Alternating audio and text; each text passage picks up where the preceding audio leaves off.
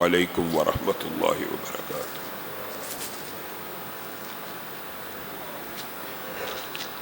نحمدہ ونصلی علی رسولہ الکریم، اما بعد، اعوذ باللہ من الشیطان الرجیم، الف لام میم، ذالک الکتاب لا ریب فیہ۔ معزز سامعین گرامی قدر، سوال آیا ہے ایک حج عمرے کا ثواب چاشت تک بیٹھنے سے ہے یا اشراق تک ہے یا وابین تک ہے وغیرہ، اور اعتکاف والے حضرات اگر اپنے خیموں میں عبادت کریں تو کیا ثواب وہی ہوگا؟ نبی کریم صلی اللہ علیہ وسلم کی جو حدیث ہے اس کے الفاظ یہ ہیں کہ جو فجر کی نماز کا سلام پھیر کے اپنی جگہ پر بیٹھا رہے اور اللہ کا ذکر کرتا رہے اور پھر اشراق کا وقت وہ 2 رکعت ادا کرے تو حج و عمرے مقبول کا ثواب ملے گا، اور جو 4 رکعت ادا کرتا ہے اس کے لیے جنت میں محل بن جاتا ہے۔ یہ احادیث موجود ہیں، لیکن علماء نے یہاں پہ یہ بات کی ہے، اصل یہاں پہ مطلوب بیٹھنا نہیں ہے، مطلوب و مقصود یہاں پہ ذکر ہے کہ اللہ رب العزت کے ذکر میں مشغول رہے، چاہے کھڑا ہو جائے، چاہے بیٹھا رہے، چاہے لیٹ جائے۔ اگر قضاء حاجت کی ضرورت پیش آئی تو مسجد کے واش روم میں جا سکتا ہے۔ گویا یہاں پہ اٹھنے کی پابندی نہیں ہے، یہاں پہ ذکر کی پابندی ہے، اور دنیاوی باتوں سے اجتناب کیا کہ وہ جو 1 گھنٹہ آپ کو مل رہا ہے وہاں پہ آپ نے دنیاوی باتیں نہیں کرنی، اور اگر آپ مسجد کے کسی کونے میں بھی بیٹھ جائیں گے، اعتکاف کے اندر بھی مسجد میں بیٹھے ہوں گے تو انشاءاللہ اس بات کا اجر و ثواب مل جائے گا۔ دوسرا سوال یہاں سے یہ ہے کہ اشراق، چاشت، اوابین، یہ تینوں ایک ہی نماز ہے، نام مختلف ہیں لیکن ایک ہی نماز کے مختلف نام ہیں، اور اس میں کسی قسم کے چنبے کی بات نہیں ہونی چاہیے۔ اول کچھ عرصہ پہلے لوگ یہ سمجھتے تھے کہ یہ الگ الگ نمازیں، اور اس بات پہ بھی کہتے تھے ایک ہی نماز کے مختلف نام۔ جی ہاں، ایک کتاب کے، ایک رسول کے، ایک پیغمبر کے مختلف نام ہو سکتے ہیں، ایک نماز کے مختلف نام۔ چاشت، آپ کو پتہ چاشت چے تو عربی میں ہے ہی نہیں، تو یہ اشراق کا جو وقت تھا، یا جس کو ضحیٰ کی نماز بھی بعض ساتھی کہتے ہیں، تو یہ ساری کی ساری ایک ہی نماز ہے۔ میرا شوہر وفات پا گیا ہے اور اس کے پاس ایک 5 مرلے کا گھر ہے جہاں ہم رہ رہے ہیں، ورثاء موجود ہیں، کیا میں وراثت تقسیم کر دوں؟ بنیادی طور پہ یہ جو سوال ہے یہ حالات اور ظروف کے اوپر ڈیپینڈ کرتا ہے۔ یہ جو بیوی ہے اس کا بھی تو شریعت میں حصہ 1/8 موجود ہے، تو وہ اپنے خاوند کے گھر میں رہ سکتی ہے، اور اگر بچوں کو بہت زیادہ ضرورت نہ ہو تو جب تک ان کی زندگی ہے وہ ضروری نہیں کہ تقسیم کریں، لیکن وراثت کو تقسیم کرنا یہ پہلا حق ہے۔ اور اگر ان کے بچوں کو اس چیز کی ضرورت ہے اور وہ یہ سمجھتی ہیں کہ بچوں کو اگر ابھی مال دیا تو ان کو فائدہ ہوگا اور بعد میں مال دینے کا نقصان ہوگا، اور ابھی دینا ان کے لیے مفید ہے، ان کے کاروبار کے لیے، رزق کے لیے، تو تقسیم کر دینا چاہیے، اپنے حصے سے اپنے گھر کا بندوبست کر دیں، یا بچے بچیاں مل کے بندوبست کر دیں والدہ کے گھر کے لیے۔ والدہ کے لیے جو گھر کا ارینج کرنا ہے وہ بھی اتنا ہی ضروری ہے جتنا وراثت تقسیم کرنا، یہ بات بھی ذہن میں رکھیں۔ والدہ کے لیے بھی گھر کا ارینج کرنا، یا ان کی جو لائف باقی زندگی انہوں نے گزارنی ہے، ان کا انتظام کرنا بھی اتنی ہی اہمیت کا حامل ہے جتنی وراثت کی تقسیم کا معاملہ۔ تو یہ وہ اپنے حالات کے مطابق اگر نہ بھی کریں بچوں کو اعتماد میں لے کے تو بھی درست ہے، اور اگر کر لیں تو اس کے اندر بہرحال ثواب زیادہ ہے، لیکن بچوں کی یہ ذمہ داری ہے کہ اپنی والدہ کو تنہا نہ چھوڑیں، ان کے گھر کا بندوبست کریں، ان کے حصے میں سے یا اپنے حصوں میں سے جو بھی وہ کرنا چاہتے ہیں۔ سب سے بڑا حق والدین کا۔ بینک میں سیونگ اکاؤنٹ کھلوانا، جب کہ وہ کہتے ہیں کہ ہم آپ کے پیسوں سے بزنس کرتے ہیں، جو منافع آئے گا اس میں سے آپ حصہ نکال کر، ہم اپنا حصہ نکال کر دے دیں گے۔ بنیادی طور پہ ایک بات یاد رکھیے گا، بعض علماء نے یہ جو سیونگ اکاؤنٹ اسلامی بینکوں میں ان کے جواز کا فتویٰ دیا ہے، ہم ذاتی طور پہ اس سے متفق نہیں ہیں۔ اس کی ایک وجہ بڑی بنیادی کہ جو شراکت ہوتی ہے نا، شراکت وہ مبہم غیر معلوم نہیں ہوتی۔ اگر آپ کے ساتھ کوئی فریق، بینک کو نکال دے، کوئی فریق یہ معاہدہ کرتا ہے کہ بس تو مجھے پیسے دے دے اور میں اپنے کسی بھی بزنس میں لگا دوں گا، اور حقیقت میں بزنس بھی کوئی ایسا نہ ہو صرف وہ انویسٹمنٹ اکٹھی کر رہا ہے، اپنی مرضی کا پراپرٹی کا کام کر رہا ہے لوگوں کے ساتھ، کوئی عام بندہ بینک کے علاوہ بھی، اور بندہ پوچھنے آئے کہ میرے پیسے تو نے کس پروجیکٹ میں لگائے ہیں، وہ اس کا جواب نہ دے سکے کہ اس میں لگائے ہیں، اس میں لگائے ہیں، کس میں لگائے ہیں، تو یہ انویسٹمنٹ بھی غرض ہے، یہ بھی جائز نہیں ہے۔ عام بندے کے ساتھ بھی اگر دھوکے کے ساتھ کوئی بندہ کسی سے 1 کروڑ روپیہ لیتا ہے اور کہتا ہے اس کو کہ میں آپ کا جو میرا ایک کام ہے پراپرٹی کا، میں پراپرٹی کے بزنس میں آپ کا پیسہ لگاؤں گا، اور لگا وہ چاولوں میں رہے، اگرچہ وہ بھی تجارت ہے، کوئی یہ جائز ہو جائے گا؟ یہ بھی جائز نہیں۔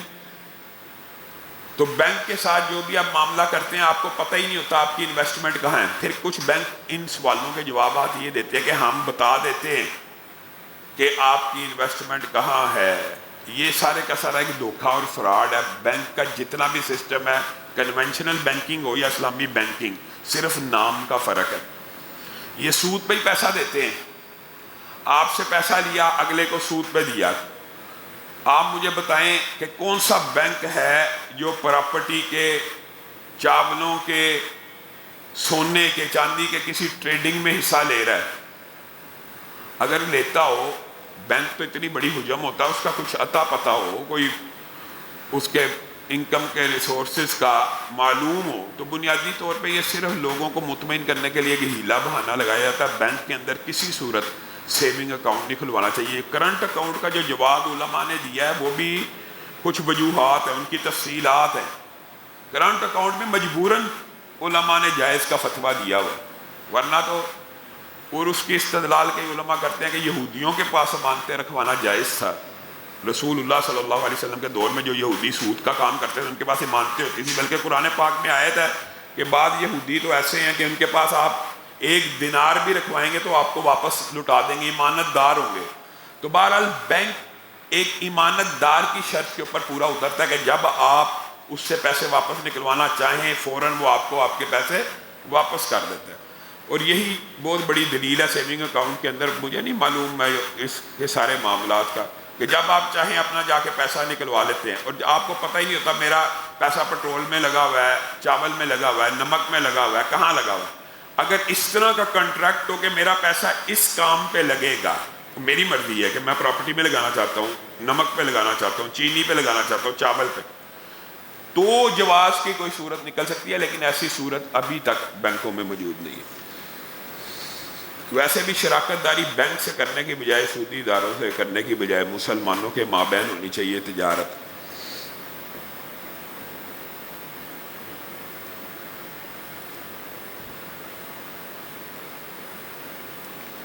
ایک سوال یہ ہے کہ علامہ صاحب، سوال یہ ہے کہ کیسے پتہ چلتا ہے کہ رشتے کی بندش ہے؟ مزید یہ بھی بتا دیں کہ ہمیں اس بندش کو توڑنے کے لیے کیا کرنا چاہیے۔ بنیادی طور پر یہ بات یاد رکھیں، یہ تو جو مریض ہوتا ہے یا جو اس واقعے کا شکار ہوتا ہے وہ بتاتا ہے کہ بندش کیا ہے۔ کسی عامل یا عالم کے پاس کوئی راکٹ سائنس نہیں ہے یا غیب کا علم نہیں ہے جو بتا دے، وہ آپ کے حالات کو دیکھتا ہے، رشتہ آتا ہے، لوگ پسند کر جاتے ہیں، بات طے ہونے لگتی ہے، ٹوٹ جاتا ہے۔ 1 دفعہ نہیں ہوا، 2 دفعہ نہیں ہوا، 3 دفعہ ہوا، جب بھی بات بدلنے لگی، بات ٹوٹ گئی، تو یہاں سے انالیسز ہوتا ہے کہ شاید جادو ہو، تعویذ ہو، کسی نے کوئی بندش کروا دی ہو، کوئی عامل کے پاس چلا گیا ہو، وغیرہ وغیرہ۔ یہ علماء غیب کا علم نہیں جانتے، نہ وہ پتہ، ہاں کچھ واقعات اور کچھ حالات ایسے ہوتے ہیں جس سے پتہ چلتا ہے آپ کے کندھوں پہ بوجھ پڑتا ہے، آپ کے گھر کے اندر کپڑے چھج جاتے ہیں، پھٹ جاتے ہیں، کپڑوں کو آپ کپڑے دھو کے رکھتے ہیں، ان کے اوپر جلنے کا نشان ہے، یا سب سے بڑی جادو جنات بندش کی جو نشانی، عدیل کدھر ہے؟ یہ رضوان صحیح کرو یہ مائک۔ جو جادو جنات اور بندش کی جو سب سے بڑی نشانی ہے، ایک بات یاد رکھیے، کسی کے ساتھ بھی یہ واقعہ ہو اس کو تو وہ یہ ذہن میں رکھے کہ سب سے جو اول علامت جادو جنات بندش کی یہ ہوتی ہے کہ خواب آتے ہیں، خوابوں میں انسان کو غلاظت نظر آتی ہے، وہ والی نہیں انسانی، چھپکلی، لال بیگ، سانپ، بچھو، مگرمچھ کثرت سے نظر آئے، ایک آدھی دفعہ کی بات نہیں، اول یہ نشانی ہوتی ہے کہ اطلاع دی جا رہی ہوتی ہے۔ پھر دوسری نشانی ہوتی ہے کہ کندھوں کے اوپر شدید قسم کا بوجھ پڑتا ہے. تیسری نشانی ہوتی ہے دل گھبراتا رہتا ہے ہر وقت 24 گھنٹے. یہ نہیں کہ 1 گھنٹہ گھبرایا دو گا، ہر وقت گھبرانا شروع. اس کے بعد جب جادو بڑھ جائے تو پھر واضح نشانیاں بھی نظر آنا شروع ہوتی ہیں، پانی کے چھینٹے پڑتے ہیں. یہ جب انسان اس سٹیج پہ پہنچ جائے تو فوراً اپنا علاج شروع کرانا چاہیے. اور جو بندہ یہ علاج نہیں کرواتا پھر خون کے چھینٹے پڑتے ہیں. یہ انتہائی سٹیج ہوتی ہے کہ اب تو ہر صورت علاج کی طرف جانا چاہیے. تو یہ جو بندش ہوتی ہے یا جادو ہوتے ہیں، ان کا توڑ کیا ہوتا ہے؟ ایک تو یاد رکھیے کہ جادو، جنات اور بندش کے توڑ کے جتنے بھی وظائف ہیں وہ قرآن و سنت سے بھی ثابت ہیں، مجربات بھی ہیں، مشاہدات بھی ہیں. ایک تو وہی ہے کہ لا الہ الا اللہ وحدہ لا شریک لہ لہ الملک و لہ الحمد وہو علی کل شیء قدیر. جو بندہ صبح 100 دفعہ، شام 100 دفعہ پڑھتا ہے، جتنا مرضی پرانا جادو ہو، جادو، جنات اور بندش اس وظیفے کا مقابلہ نہیں کر سکتے. لیکن اس کے ساتھ آپ نے چاروں کل، آیت الکرسی، سورت بقرہ کی آخری 2 آیات کو ملانا ہے. یہ بھی بندش کا توڑ ہے. یہ ہے بندش کا اور جادو کا اول توڑ. اور ان کو جتنی کثرت سے پڑھیں گے اتنی جلدی جادو جنات کا خاتمہ ہو جائے گا. یہ جو 11 دفعہ معوذتین کی بات علماء کرتے ہیں وہ اسی لیے کرتے ہیں کہ رسول اللہ صلی اللہ علیہ وسلم نے بتایا اور انہوں نے جادو نکلوا کر کنویں سے اس کے اوپر پڑھ کے یہ دونوں صورتوں کو پھونکا تھا. تو یہ جب تک آپ نہیں کریں گے آپ اس. اور دوسری بات اس سے بھی پہلے کی ایک بات ہے، اگر آپ روحانی علاج کرانا چاہتے ہیں تو آپ کو فرائض پورے کرنے پڑیں گے. ایک بندہ 5 وقت کی نماز نہیں پڑھتا اور وہ چاہتا ہے کہ میرا علاج ہو جائے اور وہ بھی روحانی طریقے سے، تو یہ مشکل ہے. آپ پہلے 5 وقت کی نماز پڑھیں. اول تو صرف وضو، میں آپ کو ایک مشاہدہ بتاتا ہوں. کچھ لوگوں کے اوپر جادو ہوتا ہے بے نمازوں کے اوپر، وہ صرف نماز پڑھنا شروع کر دیتے ہیں، جادو ختم ہو جاتا ہے. اور اگر نمازی بندے پہ ظاہر ہے اس نے کچھ اذکار پڑھنے ہیں اور وظائف پڑھنے ہیں تو ہوگا. ویسے جو حفاظتی اذکار مستقل پڑھتا رہتا ہے اس کے اوپر جادو ہو تو جاتا ہے، لیکن اس کی شدت نہیں ہوتی، اس کے اثرات زیادہ ظاہر نہیں ہوتے. اور خاص طور پہ اگر کسی بچی کا، یہ بہن نے جیسے آگے مسئلہ بیان کیا ہے کہ رشتوں کے لیے جو بہترین وظائف ہیں ان میں استغفر اللہ لا حول ولا قوت الا باللہ کے علاوہ ربی انی لما انزلت الی من خیر فقیر. سورۃ قصص آیت نمبر 24 ہے. یہ کثرت سے پڑھیں. کثرت کا عدد 313 علماء نے بیان کیا ہے کہ 313 کثرت کی ابتدا ہے. تو 313 مرتبہ کم از کم ہر نماز کے بعد 40 دن پڑھتے رہیں تو اللہ کے فضل و کرم سے ضرور رشتہ آ جاتا ہے.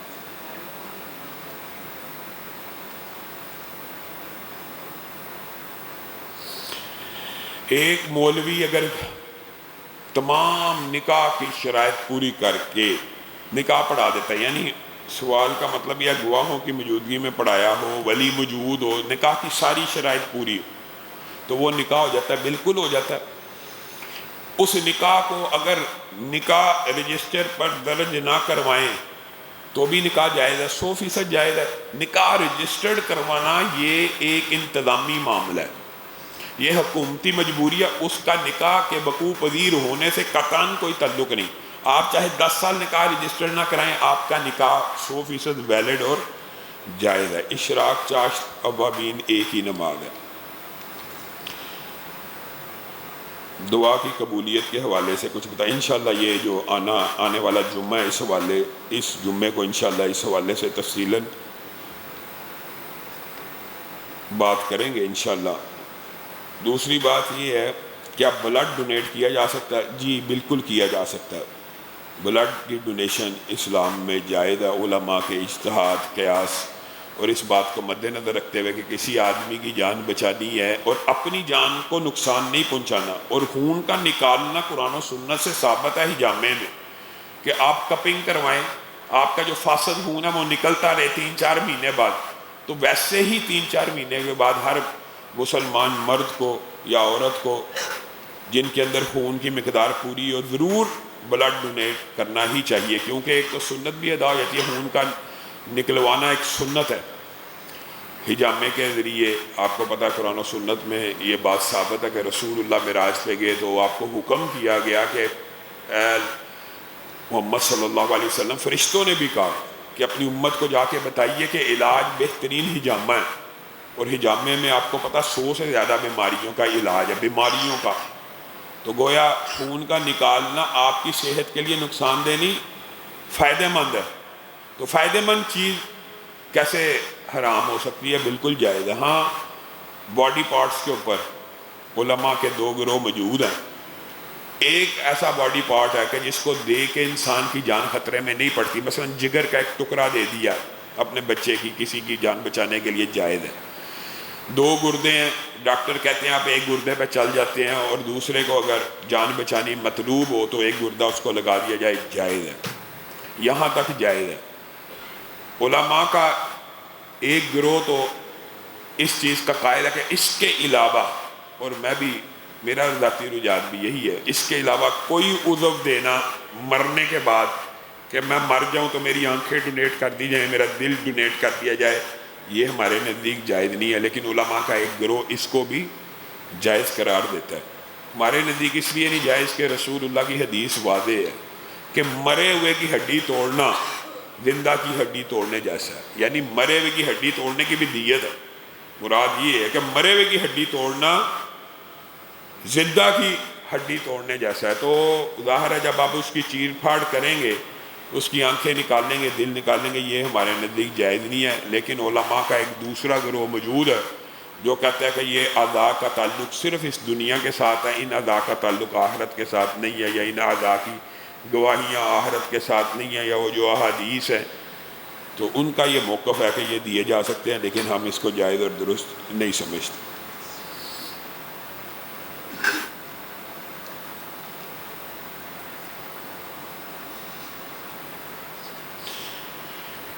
ایک سوال، ظہر سے پہلے کی جو 4 رکعات ہیں، یہ بات یاد رکھیے کہ ظہر سے پہلے کی جو 4 رکعات ہیں اس کے حوالے سے صحیح احادیث موجود ہیں۔ جنت میں جو مستقل اس کے اوپر مداومت کرتا ہے اس کے لیے جنت میں داخلہ ہے، اور 12 رکعت جو ایک دن میں پڑھتا ہے اس کے لیے جنت میں محل ہے۔ سوال یہ ہے کہ یہ 2 کر کے پڑھنی ہے یا 4 اکٹھی پڑھنی ہے؟ ایک بات یاد رکھیے، جو حدیث ہے نا رسول اللہ صلی اللہ علیہ وسلم کی کہ صبح و شام کی نماز 2 رکھتے ہیں، یہ عموم ہے کہ جس نے نفل پڑھنا ہے، سنت پڑھنی ہے، 2 پڑھ لے۔ لیکن یہ سمجھنا کہ اگر ظہر سے پہلے بندہ 4 رکعت ایک سلام کے ساتھ پڑھے گا تو جائز اور درست نہیں ہے، یہ مغالطہ ہے، 100% جائز ہے۔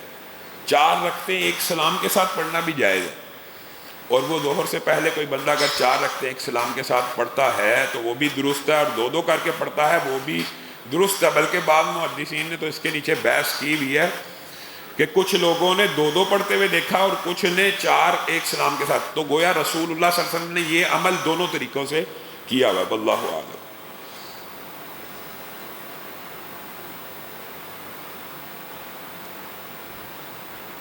یہ ایک دوسرے سے منسلک کچھ سوال ہیں، انشاءاللہ ان کا جواب کل دیں گے۔ ریاست کن کن معاملات میں ریاست کی اطاعت ہے؟ عام فہم بات ہے، ریاست کی اطاعت معروف میں ہے، معروف نیکی کے کام میں، اور ایسا کام جس میں برائی کا حکم موجود نہ اس میں اطاعت ہے، اور جہاں پہ برائی کا حکم ہو اس میں کوئی اطاعت نہیں ہے۔ مخلوق کی اطاعت ہو ہی نہیں سکتی، اللہ کی نافرمانی میں ہو ہی نہیں سکتی۔ مثلا اشارہ نہ کاٹے، اب یہ اس کا حکم انہوں نے کوئی گناہ کا حکم نہیں دیا بلکہ آپ کے فائدے کے لیے ہے کہ اشارہ اگر سرخ لائٹ ہو نہیں کاٹنا چاہیے تو اس میں اطاعت ہے، کرنی ہے، اگر آپ توڑیں گے گناہ ملے گا۔ بات ہے تب یہ معروف کے اندر اطاعت ہے۔ اس حوالے سے آگے بھی کچھ سوال کیے ہیں کہ حکومت کی کون کون سی نوکری جائز ہے، اس حوالے سے مفصل جواب آپ کو کل دیں گے انشاءاللہ۔ معتکفین حضرات بغیر اجازت کے دوسروں کی جوتی پہن لیتے ہیں اور اپنی مرضی سے بیت الخلاء چلے جاتے ہیں اور نماز پڑھنے کے بعد آتے ہیں، کیا انہیں گناہ ملتا ہے کہ نہیں؟ اگر تو آپس میں آپ کا بھائی چارہ ایسا ہے کہ آپ عاریتاً چیز دینے کے اوپر آپس میں متفق ہیں کہ آپ میری یار جوتی پہنے یا عاریتاً، تو اس میں کوئی حرج کی بات نہیں ہے۔ اور ایک بندہ اگر پابندی لگائے کہ خبردار میری جوتی آپ نے نہیں پہنی، پھر اس کی کوئی پہنے گا تو وہ لازمی گناہ گار ہوگا، کیونکہ آپ نے اس مسلمان بھائی سے اجازت ہی نہیں لی۔ اور اگر عموم کا ایک کلیہ چل رہا ہے کہ مسلمانوں کا ایک سسٹم ہے کہ آپ پہن کے چلے جائیں تو آپ کے اوپر اعتراض نہیں ہوگا، اگر جو عرف ہو جائے نا، عرف رواج، اس کے اندر اجازت ہوتی ہے، لیکن آپ اپنے معتکف بھائیوں سے پوچھ لیں، اس کی اجازت لے لیں۔